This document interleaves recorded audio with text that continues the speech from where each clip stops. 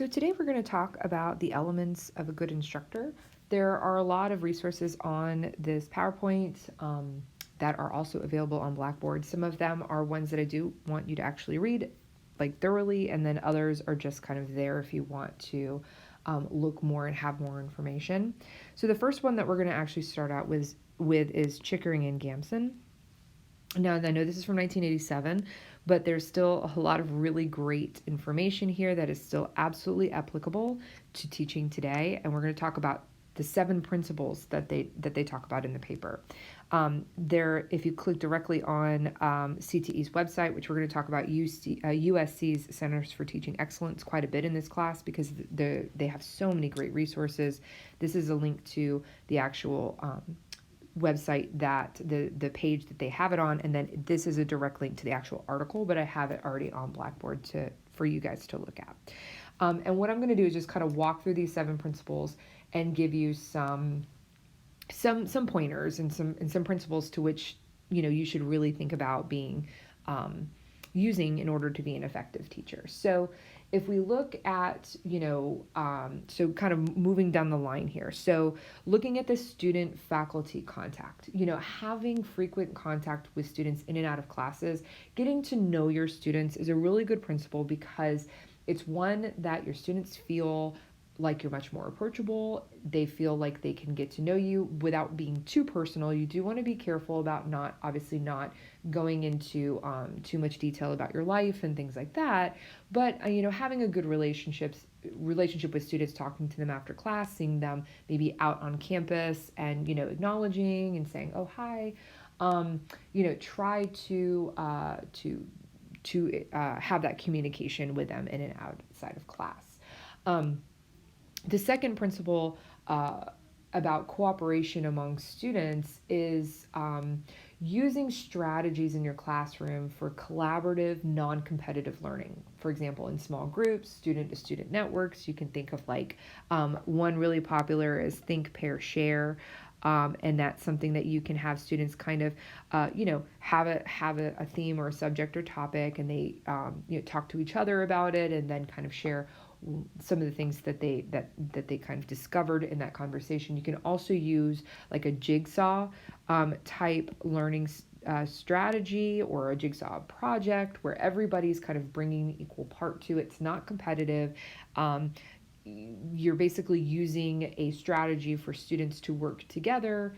A part of this also comes from having a safe environment and students feeling very comfortable sharing information and opinions without feeling like they're being graded on their opinion or that they're going to be judged on their opinion. So, part of this, of course, is this, sort of cooperation among students is having an environment where students feel like they can share and feel like they can contribute without judgment or without being attacked or anything like that.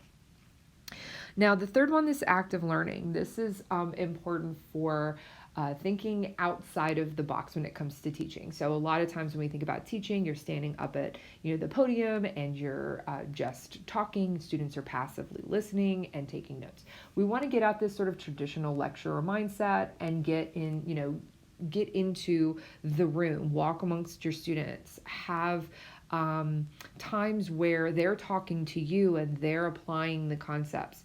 You could even do, we talked a little bit about this already, this idea of a flipped classroom where you give material to them at the beginning, before they enter the classroom, and then they come to you in the classroom ready to discuss, ready to talk about it because they've already got some information on the topic. So that can help with active learning, so they're not kind of just sitting and taking notes and listening to you talk. The fourth one, prompt feedback. Now, this is the one that tends to be hard, especially when you have a busy semester, of making sure that you take the time to be able to give students feedback. But part of this, of course, is timing, making sure that if you have projects that build on each other, that feedback that you're giving them is giving them enough time to do the next thing. So if they are writing pieces of a paper, for example, and you say, okay, I want to read your first page, or I want to read your abstract, or I want to read the first part, you have to be able to give them prompt enough feedback that then they can take that and actually improve on their next piece using that feedback. Another thing is having thorough feedback. What did the person get wrong? What could they have improved? How can they avoid that mistake again in the future? Instead of just sort of marking it right or wrong, but then, and we can even do this in large classes where you have kind of a already scripted response. And so if a student gets a question wrong on an automated quiz, for example, in Blackboard, you can have a description of if you pick this answer, this is the reason why it's wrong. This is the reason why this is incorrect, etc. This is the reason why this one's right. And so that students get feedback even without you having to go in and individually tailor that feedback to them. But just generally, you want to be able to assess baseline knowledge. You want to know what they know coming in. You want to sort of frequently test them in their progress of learning. You want to look at their global assessment of the educational outcomes. So you want to kind of ask them and assess them at each level, and then, give them feedback along the way in terms of how they're learning. This time on task one, this number 5, time on task is setting appropriate time demands, helping your students learn to manage their time. So from day one, talk about what a part of the class is probably going to require them the most time commitment. Give them an idea of how long things are going to take them, when they should start them. So like, for example, in class, I tell my students, okay, this activity is due. Don't put the due date in your phone or your calendar to alert you 10 minutes before it's due, because it's going to take you more than 10 minutes to do this. Give them appropriate ideas of how long things should take, when they should start things. You can even give them a checklist of things to do with suggested dates to begin, suggested due dates to stay on track. And that helps. And I've had students appreciate a checklist. Oh, they really, really do enjoy being able to go through and see what, check things off they have done or they need to do, or things they need to start. Number 6, high expectations. Communicate your high expectations early on. Set reasonable but high standards for achievement. Okay. Let your students know that those expectations are attainable. And then also explain that they should have certain expectations of you, and that those also should be high standards as well. And then finally, this idea of, a good practice respects diverse talents, diverse ways of learning. Think about providing a variety of learning experiences that people can learn in a lot of different ways, some of it through application, some of it through, traditional kind of reading and learning. Think about different graphics, and also provide an assortment of assessment options. So instead of just giving 3 exams and each exam is just multiple choice, having different ways of testing. So you can think about like, okay, I want to do multiple choice, but I also want to do essay to see what they know. I want to do matching to see if they can identify these sort of concepts. So giving students opportunities outside of just straight exams, like projects.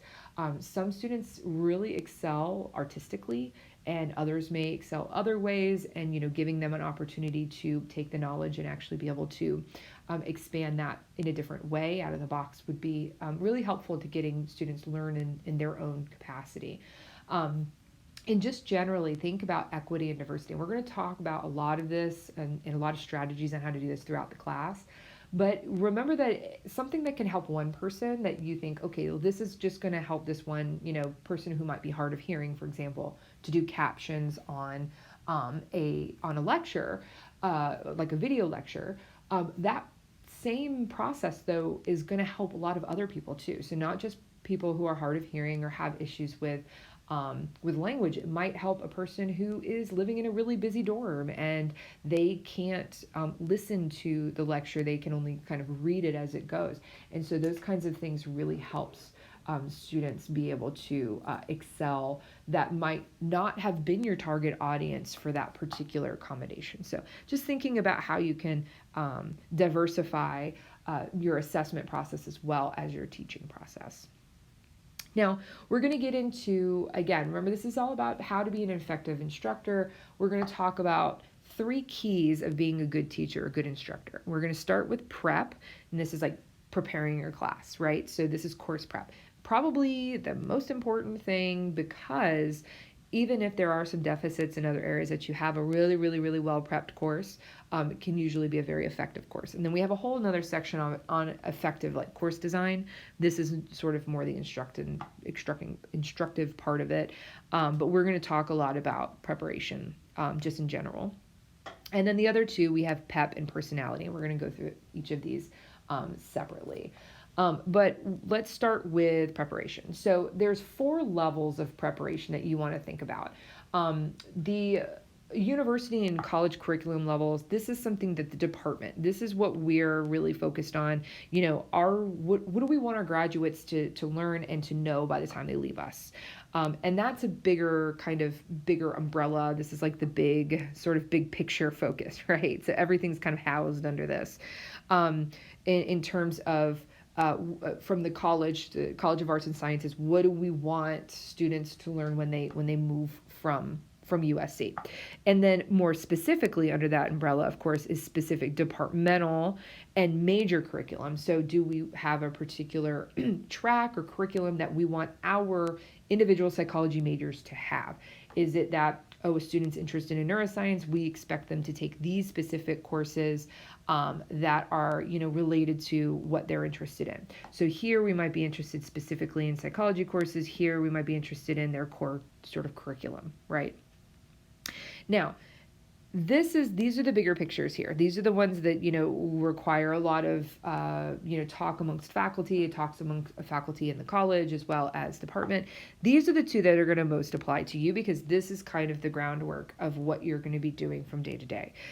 So this one right here is course curriculum. So in your particular course, what do you want students to learn, right, throughout the semester? And there's a really interesting technique, and we're going to talk about this later, called backward design. And this is starting from the end, okay? What final piece of information, topic, idea, final culmination of material do you want that student to know by the time they finish your class, okay? And then the idea is you design the syllabus and design the course based off of that. So you work backwards and see where am I going to end up with day 1? But the idea is, with this course curriculum, what are your students going to learn in your course in general? And then here we have added even, so, moving from this level to this level, all the way down to the sort of micro level. What are your students going to learn this week or today in this individual lecture or this individual unit or topic? So breaking it down even further. And your preparation, of course, really needs to consider all of these things to make sure that you are shaping the students in the way that you want. And so if you think about all of this, what is the overall goal of teaching? What are you trying to accomplish? What is all of this trying to accomplish? Well, you are trying to shape active learners, right? And you're doing that through those good practices, accomplished by those good practices. We talked about the 7 good practices and principles earlier. You want your students to take responsibility for their own learning. You need, as an instructor, to build active learning into your course curriculum in order for that to happen. So how do you do that? Well, through course preparation, you start with your learning objectives and learning outcomes, right? So the CTE, we've talked about this before, and this is a direct link. And if you look at the PowerPoint in the notes, you'll actually see the full link. But this is a great, the CTE's website is fantastic because it tells you all about what kinds of learning outcomes you should include in your course and on your syllabus. And we'll talk about syllabus in just a second. Now, CTE has this really great kind of explanation of SMART outcomes, SMART learning outcomes. So SMART specific, right? So you should have well-defined and clear learning outcomes. It should state exactly what's to be accomplished. They should be measurable, right? You should have benchmarks, targets, so that the institution in of itself can determine, did you reach your target? How do we quantify this? Have you fallen short or exceeded this?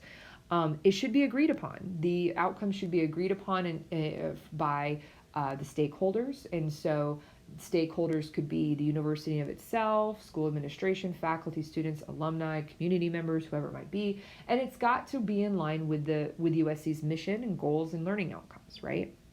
And then we've talked about this before, but realistic. Those outcomes, those learning outcomes should be reasonable given the available resources. They shouldn't be too easy, but also they shouldn't be impossible to attain. They should be somewhere realistically in between.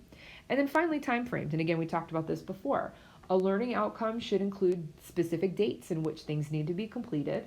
And you need to give enough time to allow for that student to be able to take the steps and do the steps needed to achieve the object, or the objective, excuse me. But also not so far ahead that it's like, well, I'll just procrastinate. You need to make sure that you have them, given them plenty of time, but not, overkill. In this case, this brings us to syllabus design. Again, the CTE has a wonderful resource where they have templates. They even have a whole calendar listed out for a Monday, Wednesday, Friday, Tuesday, Thursday, or Monday, Wednesday class. They have all the dates listed out. They try to, make things easier on you. Use their guidelines, use their templates. Remember that there's particular verbiage and standards that we need to include on all syllabi. For example, Title IX policies. There are specific verbiages for other things that you may want to include. But you want to think about, what are your policies specifically on things like grading, on taking attendance and absences, tardiness.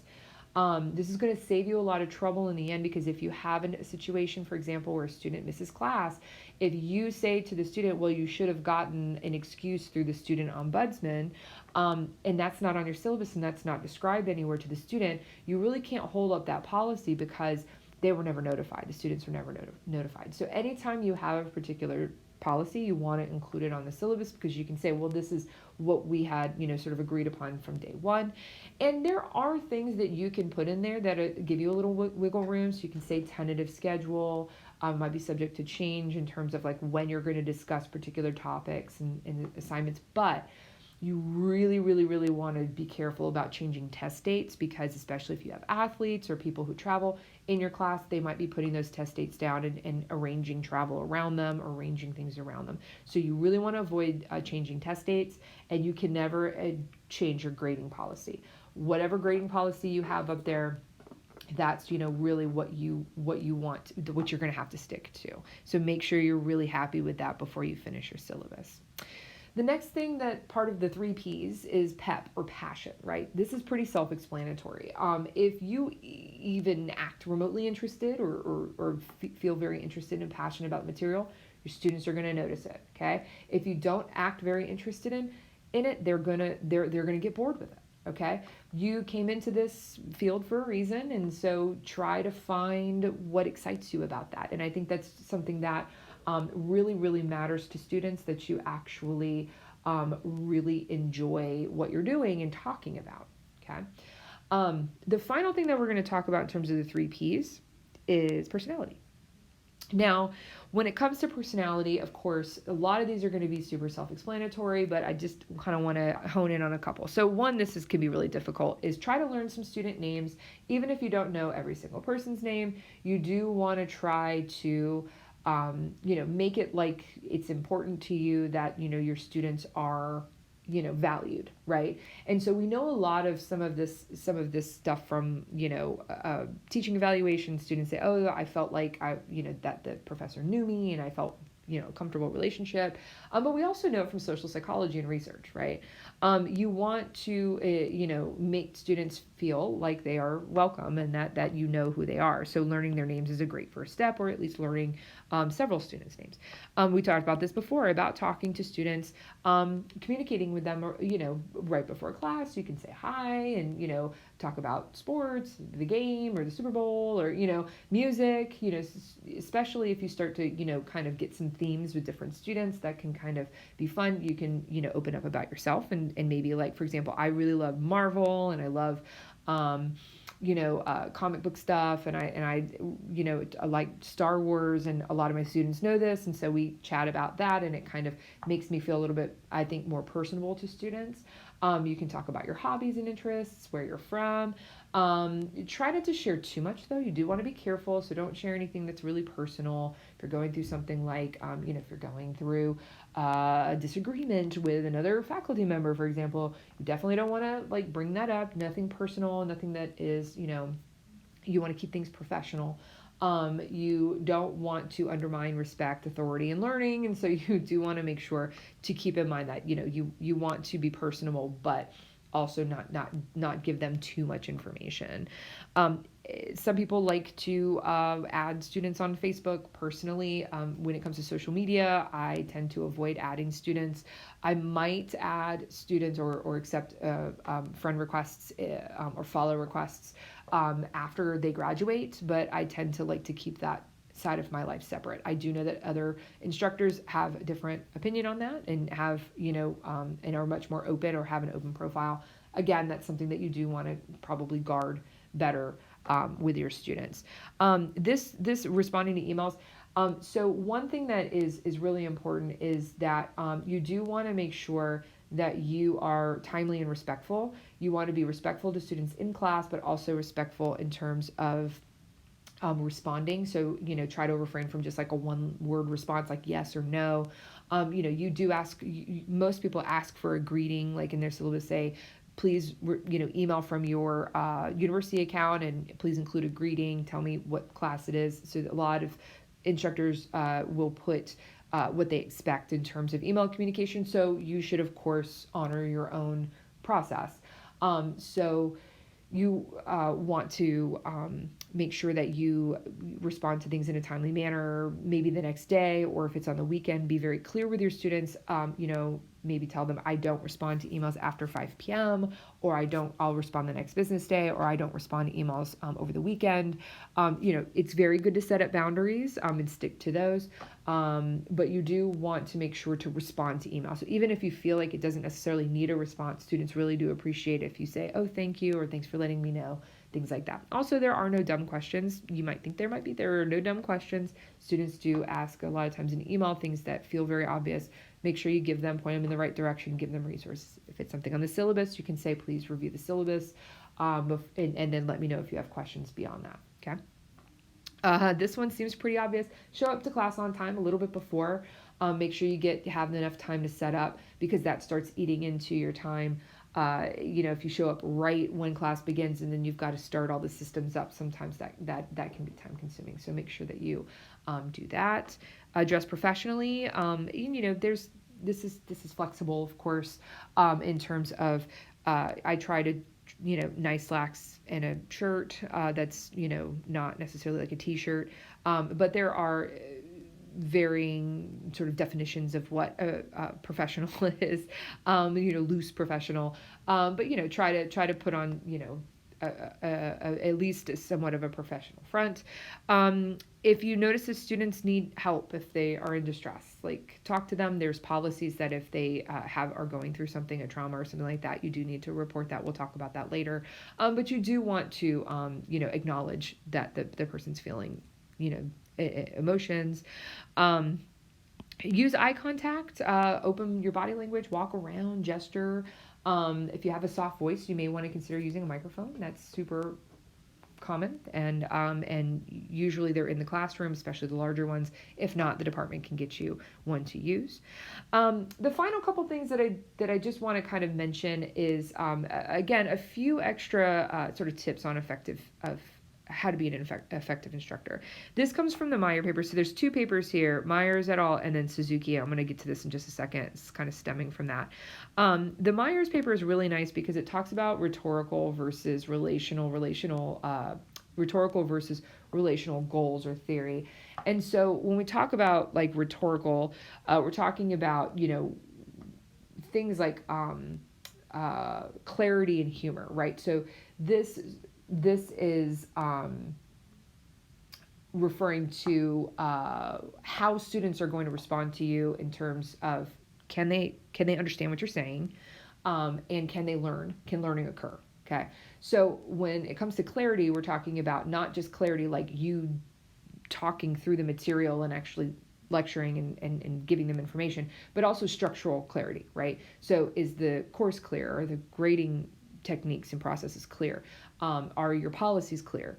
And clarity is actually one of the number one most important things when it comes to students rating instructors highly. If you can lack a sense of humor, but if you're very clear and your policies are very clear, students will absolutely respect that. So if you are a clear instructor, you talk clearly in terms of like, this is the content, and I'm teaching you this content, and also my course in of itself is set up structurally in a clear way, students rate that very, very highly. Also, humor doesn't hurt, right? We're going to talk about humor in just a second. Humor is also something that students really tend to respond to, because it kind of breaks up the monotony. Now, in terms of relational, so, being able to create a relationship, a professional relationship with students, and using things like immediacy, confirmation, and caring, and being caring. So nonverbal immediacy, these are the behaviors that we use to perceptually reduce the physical and psychological distance between you and the student. So, being able to be more approachable, right? So whether that's physically or emotionally or psychologically, so like students aren't necessarily intimidated to ask you questions, right? So being able to relate to students. Confirmation is when we communicate support for value students in the classroom. When somebody asks a question, we might, be like, oh, wow, that's an interesting question, and let's tackle that, instead of saying something like, oh, that's not a very smart question. But really acting interested in the students learning, wanting to be interactive, and also just being caring and just acting like a human being. The final thing is humor. So it's funny because it's not enough just to be funny, right? You can't go up and just do a stand-up comedy routine. While that's entertaining, students aren't going to retain anything. So this Suzuki and Heath study is actually really interesting because it talks about how teachers who are funny doesn't necessarily translate to students learning more information. So taken both of these into account, so both the Myers and the Suzuki and Heath studies, looking at very effective humor, so humor that is content related, relatable, and also appropriate. These are things that students are going to actually retain more information. They're going to be more likely to remember what they're being taught if they can relate to the instructor and if the humor is used appropriately for the topic. And so, just telling side jokes isn't going to necessarily help the student actually learn anything better. Now, so this kind of like concludes all the things that I wanted you guys to know walking in. What we're going to do in class is we're going to do this really fun kind of session where we talk about worst idea ever. So we're going to talk about how can you be the most ineffective instructor ever. So we're going to go through all of that. So I want you guys to be thinking based off of all the things that we talked about being good instructor, an effective instructor, what is the worst way that we can be, right? So we're going to go through this in class. And then the final thing is I want you guys to share in class some of the experiences that you've had with a really, anecdotally with a really good, effective instructor, or your favorite instructor that you've ever had. It could be undergrad, grad, whatever. So just some things to think about. We're going to come back to this and have a discussion the next time we meet. If you have any questions, please let me know. All these materials will be available, or are currently available on Blackboard for you to review.